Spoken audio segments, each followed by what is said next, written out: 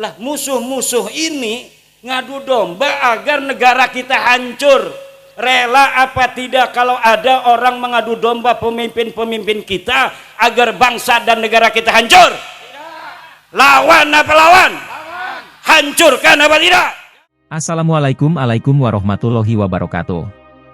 Teman-teman, sebangsa dan setanah air. Ada hal menarik yang disampaikan oleh Kiai Imad. Ini jangan di-skip-skip ya, nanti akan saya tampilkan videonya. Bagaimana isi ceramah yang disampaikan Kiai Imad ini sangat informatif dan sangat edukatif. Ada hal-hal yang disampaikan mengenai kesejarahannya. Bagaimana kemudian Indonesia masih dalam bentuk cita-cita dan Indonesia setelah kemerdekaan. Dan hal-hal yang kemudian patut untuk kita lakukan sebagai warga negara dengan penuh kesadaran. Khususnya waspada bagi pemerintahan untuk menjaga Bapak Prabowo dari rongrongan orang-orang yang mungkin ingin memecah belah bangsa. Dengan cara pemimpinnya dipecah belah. Misalnya, Pak Jokowi dengan Bapak Prabowo. Bu Mega dengan Pak Jokowi, siapa dengan siapalah. Ini saya pikir penting untuk kita perhatikan. Kemudian berbicara nasabah Mbak Alwi ini juga tidak lupa ya. Karena beliau mengkaji nasab Mbak Alwi yang selama ini mungkin mengakar. Bagi sebagian masyarakat Indonesia bahwa mereka adalah keturunan Nabi. Dan disimpulkan oleh Kiai Imad bahwa mereka bukanlah keturunan Nabi. Kita simak dulu videonya berikut ini. Ini marhaba. Ini marhaba ini jangan sampai hilang. Karena ini adalah kebanggaan kita sebagai masyarakat Jawa. Masyarakat Jawa punya harga diri. Harga dirinya dari apa? Dari budayanya. Kalau ada kebudayaan kita yang kita warisi dari nenek moyang, itu namanya heritage. Apa namanya? Heritage. Heritage itu warisan budaya yang diturunkan oleh leluhur kita secara turun-temurun sebagai identitas dan jati diri kita sebagai bangsa yang telah berkembang leluhurnya dan menguasai daerah ini selama ribuan tahun. Itu ciri-cirinya adalah warisan heritage ini yang diturunkan dari satu generasi ke generasi yang lain. Tidak bisa musuh-musuh itu menjajah kita apabila kita masih kekeh untuk menjaga warisan budaya itu. Selama mereka itu belum bisa menggantikan budaya kita, berarti kita masih menang. Tapi kalau mereka itu sudah bisa untuk mengganti budaya kita dari A sampai Z, termasuk bagaimana cara kita mengekspresikan rasa cinta kepada Nabi Muhammad dan ahli bait Nabi, mau diganti oleh budaya mereka yang mereka bawa dari tanah leluhur mereka. Padahal mereka kesini mau numpang makan karena di sana nggak ada padi, di sana nggak ada pohon, di sana nggak ada ketela, deke kurang makan, wedus bae wis padahal kesusune ning kana. Akhirnya dia gelati pangan ning di, ya tidak ada lagi jannatun fid dunya Indonesia jannatun fid dunya. Surga yang ada di dunia ini adalah Indonesia. Malam hari ini kita beristighosa untuk menjaga Indonesia. Coba wong desa Blitar yang dulu Insinyur Soekarno, ya, kiai. Iki kiai iki lagi nonggoni kita ngomong nasam kok dingin Gus. Wis kumawru kabeh wis putus nasabega. Kiai. Ini kan tempat lahirnya Insinyur Soekarno. Betul enggak? Makamnya pun wis ditakdirakan nang Allah mati ning Jakarta. Wis dikubur ning Bogor. Tapi leluhur orang-orang Blitar di mana dia dilahirkan di sini terus ning Allah peninjauan kembali. Ya Allah, kita mengajukan peninjauan kembali ke mahkamah kuburan. Ini putra kami Soekarno, kenapa dimakamin di Bogor? Dia lahirnya di sini. Tolong ya Allah, rubah itu di Lauhil Mahfud. di mana dikatakan lahir di Blitar, mati dan dan dikubur di Bogor. Tolong ganti itu yang ada di Lauhil Mahfuz. Akhirnya Allah itu kan yamhullahu ma yasha wa yusbit. Allah bisa menghapus takdir, Bu, aja gegabah. Allah bisa menghapus takdir wis ditentukan. Maka digerakkanlah akhirnya kita bangsa Indonesia untuk memindahkan jasad Bung Karno dari Bogor kembali ke kampung halamannya di Blitar ini. Aja macem-macem wong Blitar. Wong Blitar iki presidennya se-Indonesia. Presiden pertama se-Indonesia. Tapi aja sombong dingin, presiden kedua wong Banten. Siapa namanya? Saprudin Prawira, yang bisa menyelamatkan Indonesia ketika Soekarno sedang di penjara. Saudara, siapa dia? Saprudin Prawira Negara bin Pangeran Hatab bin Sultan Aliuddin Raja terakhir Banten. Orang kalah kita ya. Ibu tuane wong Padang. Wong Banten kan uangnya orang pati open. Ibunya dia aslinya orang Banten. Bapaknya asli orang Banten. Ngomongnya Jawa. Lahir ning Kaujon. Uangnya wong anyer. Tapi ketika sudah wafat, dibiarkan aja. Ada yang menyangka sebagai pemberontak dan lain sebagainya. Padahal untuk menyelamatkan Insinyur Soekarno, karena dia berteman dengan Insinyur Soekarno yang sedang di penjara. Kalau umpamanya tidak ada pemerintahan darurat, maka nanti luar negeri mengatakan Indonesia sudah tidak ada, maka penjajah yang dulu pernah menjajah Indonesia bisa masuk kembali. Maka orang Blitar yang lagi di penjara dibantu dengan gagah perkasa oleh orang Banten. Jadilah Indonesia masih tekang siki kupan. Ceritanya mekonon, makanya kudu dimai kopi wong Banten merenek ki. Ki wong Banten tak kasing maulah apa-apa. Ana duren ning kana wis dibuka kita kon merene apa jawane. Ini baru dibuka.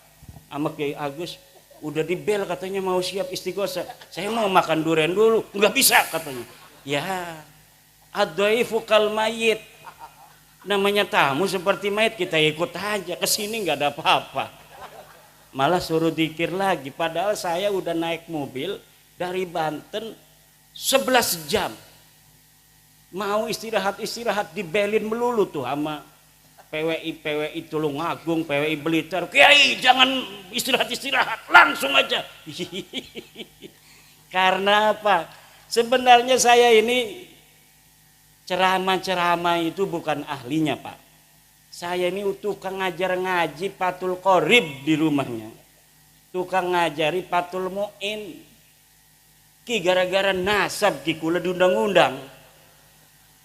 Gara-gara nasab Balawi saya teliti, ya biasa aja penelitian bahwa Balawi duduk putune Nabi. Diundang-undang merene-merene. Lamun ora teka maksa, awas sudah ora teka mah.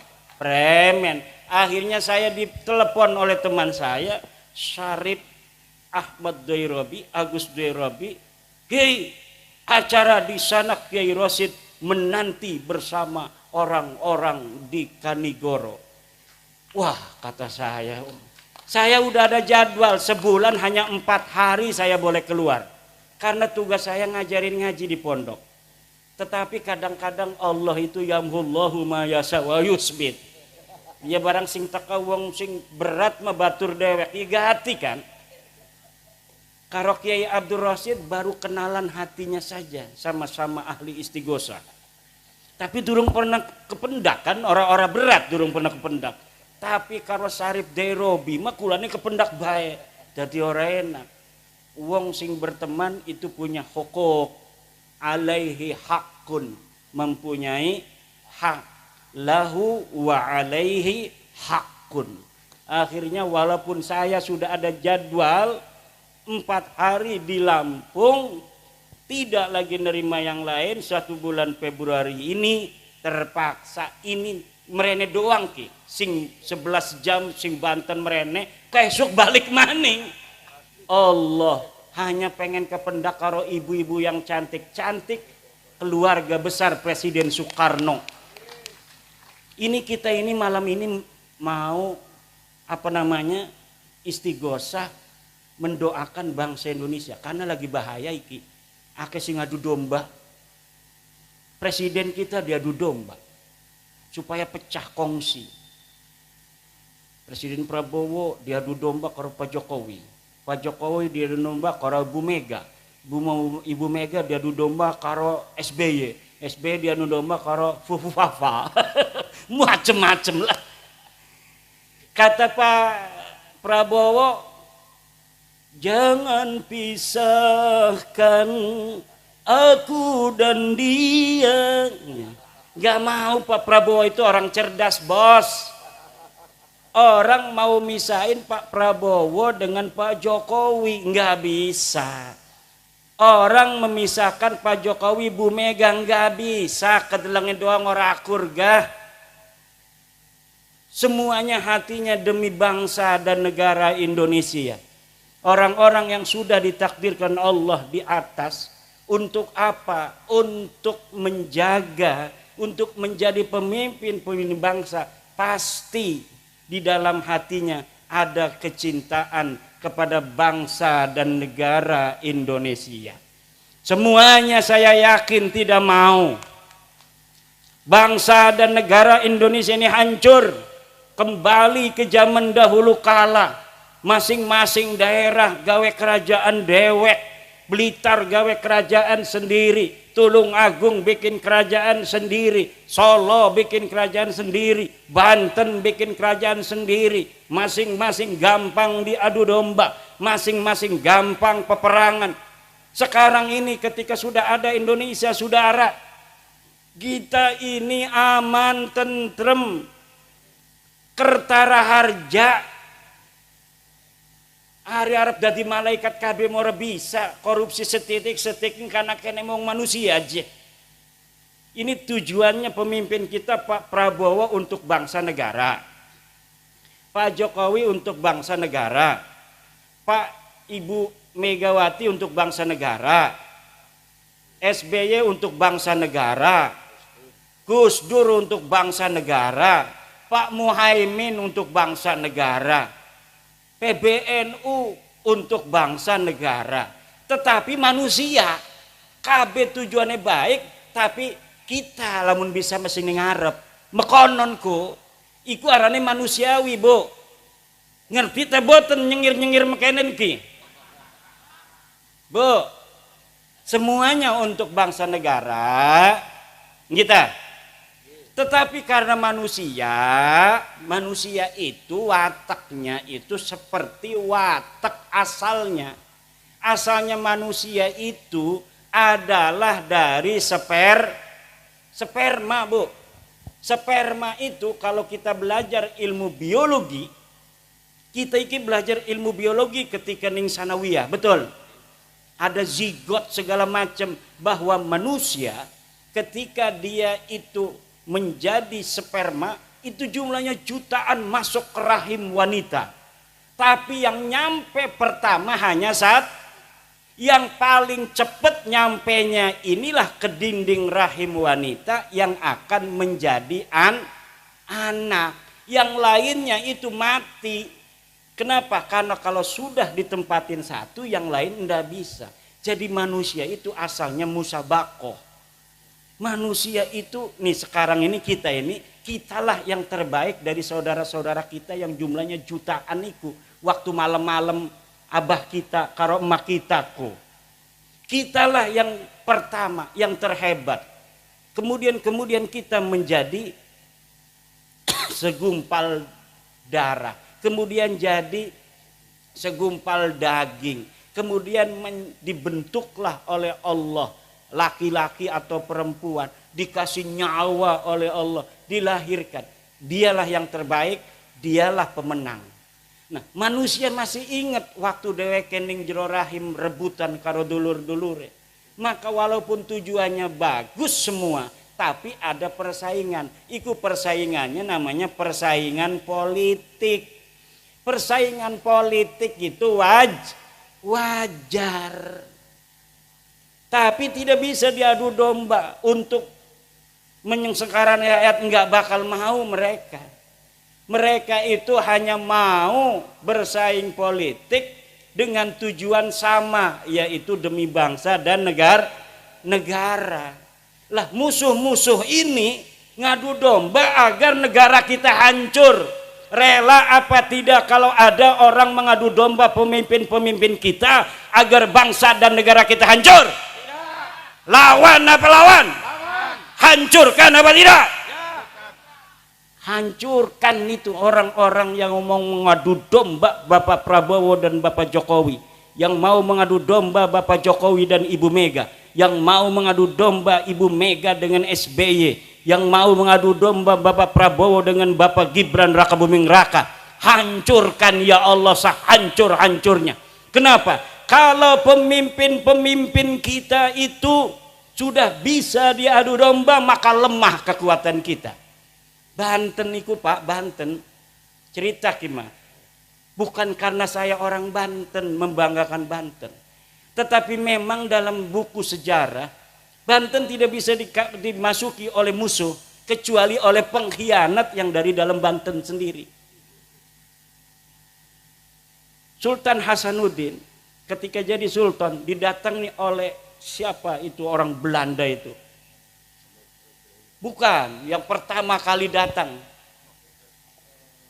Pertama kali datang dari Eropa ke Indonesia ini, ke Nusantara. Itu pertama datang ke Banten.